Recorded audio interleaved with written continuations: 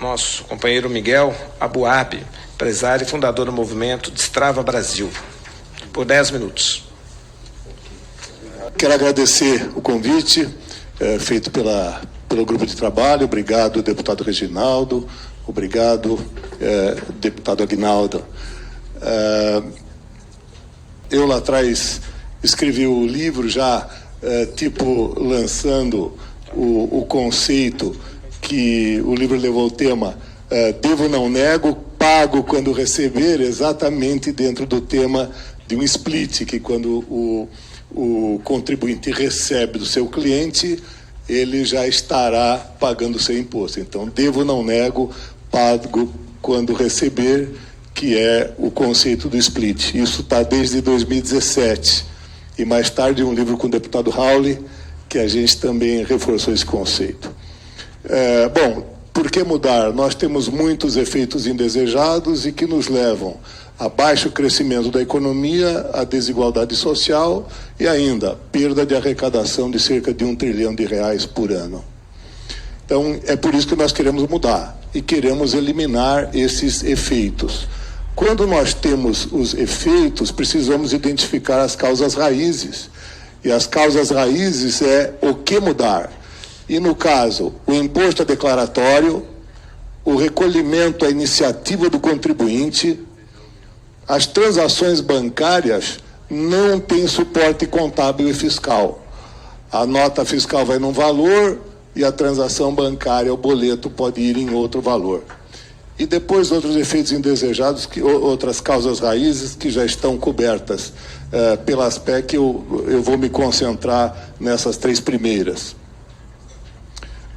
O fato é que, para o que mudar, temos que eliminar as causas raízes. Então, quando seria o imposto era calculado pelo contribuinte, ele passa a ser calculado pelo Estado. E eu quero propor, embora tenhamos falado no split integral, eu quero propor um nível intermediário de apuração, um objetivo intermediário, que será a emissão automática dos DARF e DARI, ou seja, fazer uma conciliação no fim do mês. Então, o split pode ser opcional, como muito bem foi colocado aqui pelo colega Rodrigo. Que hora que é? Então, em sendo opcional, nós podemos fazer o netting no final do mês, daquele que pagou, aquele que afinal não pagou, faz o netting e o DARF passa a ser emitido automaticamente, já fazendo todas as compensações, DARF e DARI. E isso pode ser feito por instruções normativas. Bom, nós deixamos uma falha quando implementamos o sistema de nota fiscal eletrônica. Eu quero lembrar que quando nós tínhamos as notas fiscais manuais, o sistema era juntar várias notas manuais e emitir a fatura. A duplicata era uma cópia da fatura. A duplicata ia para o banco e, de alguma forma, a transação bancária, ainda que fosse por papel carbono, estava integrada com o documento fiscal. Acho que muitos dos senhores lembram do tempo da duplicata da nota fiscal, era um sistema integrado por papel carbono. Hoje, nós temos a nota fiscal eletrônica, que serve para controlar a mercadoria do caminhão, mas para cobrar do cliente é um documento totalmente independente. E isso pode ser corrigido com instruções normativas para funcionar em curtíssimo prazo. Então, notas técnicas a serem emitidas pelo Executivo, e nós criaremos o evento Fatura Eletrônica, que agrega várias notas fiscais em um documento. É uma transação muito simples, já existe transações em nota fiscal eletrônica muito semelhante, que ela agrega notas fiscais para o romaneio de carga, você pode agregar notas fiscais para dizer que é uma fatura. Então é a fatura que é o documento que vai ser cobrado no banco. É esse documento que está integrado a parte fiscal e a parte bancária.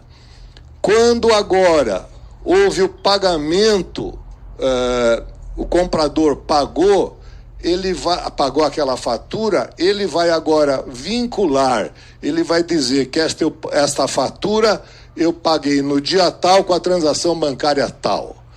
Agora está vinculado às notas fiscais fatura eletrônica com a transação bancária. Termina o conceito de nota de 1.000 e o boleto de 2.000. Terminam as notas aonde o noteiro, quem vende nota para vender crédito, porque agora é obrigado, o comprador, ele tem que dizer a transação bancária que ele pagou. E com isso, todas as fraudes que existem já no dia de hoje, com estas instruções normativas, elas seriam muito reduzidas, porque aquela nota que não foi paga é uma abertura para o fisco poder identificar quais são, afinal, aqueles que não pagaram por essas notas fiscais. Isso, então, seria uma coisa do Executivo em curtíssimo prazo. Na próxima, aí com o Banco Central, incluir o número da fatura nas transações mercantis de pagamento entre contribuintes. Então, o boleto deverá agora mencionar o número da fatura que deu origem àquele pagamento. Então, todo pagamento feito para um contribuinte na rede bancária deverá explicitar o número do documento fiscal que deu origem àquela transação. Como nós já tivemos isso no passado. Então, estamos agora trazendo de volta funções que nós já tivemos e foram perdidas no tempo. Agora, talvez o mais importante, nós vamos sugerir a criação de uma chave para pagamento PIX, que é a chave do cupom fiscal. Então, como que nós podemos fazer um PIX para um contribuinte? Então, se a empresa é contribuinte de ICMS, é contribuinte, enfim, dos impostos, ele deveria ter emitido um cupom fiscal, a chave de pagamento para um contribuinte é a chave do cupom fiscal. Então, o estabelecimento comercial emite o cupom fiscal e você pode escanear o cupom fiscal, o QR Code, e você vai pagar a um cupom fiscal e não vai pagar a um CNPJ. É tão simples quanto isso. A valer em curtíssimo espaço de tempo. Então, somente será permitido pagar operações mercantis aos contribuintes via PIX usando a chave do cupom fiscal. E essas ações irão preparar o sistema já para as próximas ações em relação à PEC. E aí, então, como provocar a mudança? Dispositivos a incluir na PEC. As transações mercantis entre contribuintes deverão associar o documento fiscal que deu origem ao pagamento. Agora, somente será concedido o crédito do imposto de notas fiscais faturas efetivamente pagos. Mas eu chamo a atenção e gostaria que fosse incluído no relatório, senador. Isso estaria valendo a partir da regulamentação, inclusive para o atual ICMS. Inclusive para o atual ICMS, ou seja, os estados que hoje têm a dificuldade em fazer essa apuração e ter notas que são simplesmente emitidas e sujeitas a notas, ou ainda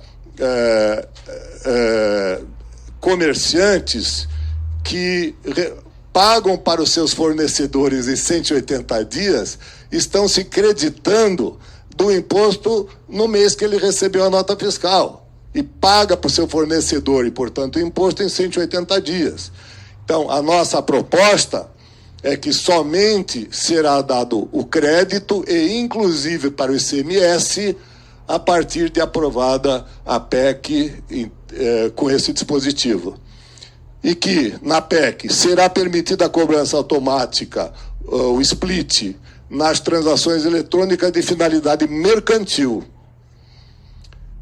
Nas operações para o consumidor, deverá ser informado o número do documento fiscal.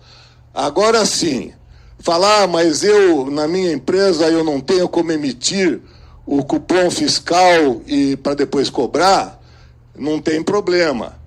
Quando não for informado o número do cupom fiscal, será realizado automaticamente o split na alíquota do imposto daquele estabelecimento. Agora, rapidamente, bom, aqui seria a apuração. Então, diariamente será feita a apuração dos impostos devidos, mas mensal. Então, tudo aquilo que veio por split ou veio de outra forma entra na contabilidade de débito e crédito. Pagou diretamente, como inclusive a sugestão que colocou o Rodrigo, isso já, o crédito já é concedido imediatamente. Agora, mensalmente, este netting tem imposto a pagar, vai imprimir um DARF, um DARE e vai fazer o procedimento como é um procedimento normal hoje. E isso seria um estágio intermediário antes de termos uma operação de split completa no nosso processo. A operação integral de split, ela tem a dificuldade de fazer o cálculo dos créditos, fazer em tempo real, porque os pagamentos são feitos por boleto, por Pix, por TED, e isso traria uma dificuldade técnica e que eu entendo que no momento não é necessário. A fiscalização vai receber ou vai ter disponível o mapa de quais são os CNPJ que não estão pagando, enfim, os seus impostos. Então, são as notas fiscais dependentes de pagamento que vai facilitar muito ao fisco. E com isso nós teremos eliminado os efeitos indesejados, transformado eles em efeitos desejados e, bom, basicamente é isso que eu tinha para apresentar. Eu vou pular esses outros slides e a PEC 110/45, uma vez aplicada, terá resolvido todos os efeitos indesejados, trazendo, enfim, a harmonização do sistema com a OCDE, mas, finalmente, reduzindo as desigualdades e trazendo um crescimento econômico sustentado. Eu escrevi um artigo que fala um pouco sobre isso e, enfim, quem quiser pode. Claro que nós também estaremos à disposição. Senhores, muito obrigado. Obrigado pela oportunidade. Valeu. E o que me ocorreu é o seguinte: o professor Abuhab também colocou ali o formato da fatura, né, desse momento que pode ser no futuro próximo com efeito imediato, né, atingindo inclusive ICMS. E a pergunta que eu estava aqui cochichando com o Rodrigo era o seguinte: quando a gente fala do split payment, né, como a gente emite a nota, como se dará? É só uma curiosidade, eu vou deixar só essa questão para não. As outras depois eu fico à disposição para a gente aprofundar, mas como fica o pagamento do imposto na compra a prazo, onde se emite a nota fiscal, né? E como é que se dá essa no parcelado, como é que você faz, né? Como é que se faz esse crédito? Vou deixar essa pergunta aqui no ar, quem tiver depois se candidatar à resposta, fica à vontade.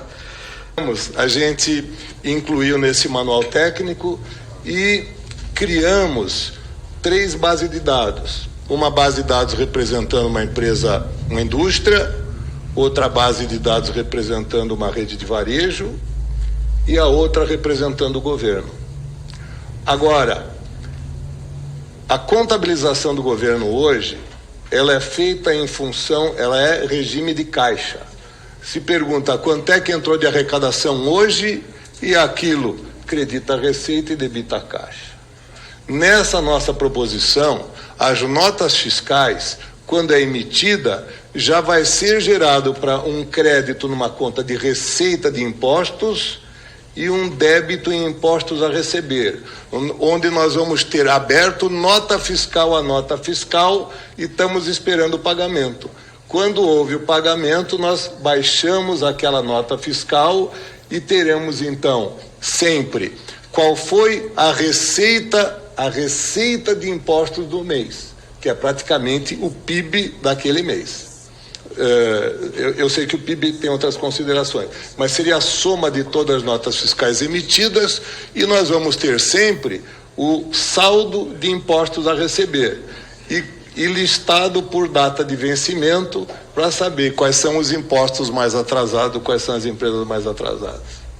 Então, finalmente, só para encerrar, eu entendo que por tudo que é colocado, por muitos setores, nós temos quem arrecada e os que arrecadam têm o risco de que possam arrecadar menos.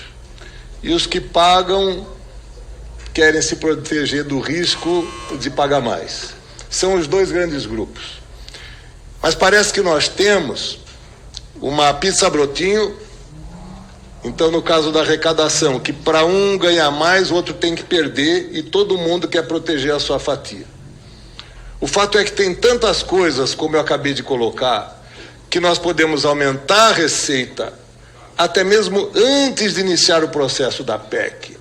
Então está sendo oferecido um pulmão, um potencial de receita de 300, quem sabe até 1 trilhão de reais, que pode sim financiar todos esses pacotes ou ainda desoneração.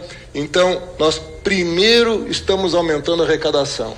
Então, nós temos, na verdade, uma pizza família e que todos ganham e todo o sistema pode ser implementado como foi planejado e todo mundo pode ficar contente que a reforma trará grandes benefícios para o nosso país. Sem aumentar impostos, Miguel. Só aumentando a base. Exatamente. Esclarece bem, sem aumentar impostos. Sim, sim. Até reduzir, acho que vai, né? Exatamente.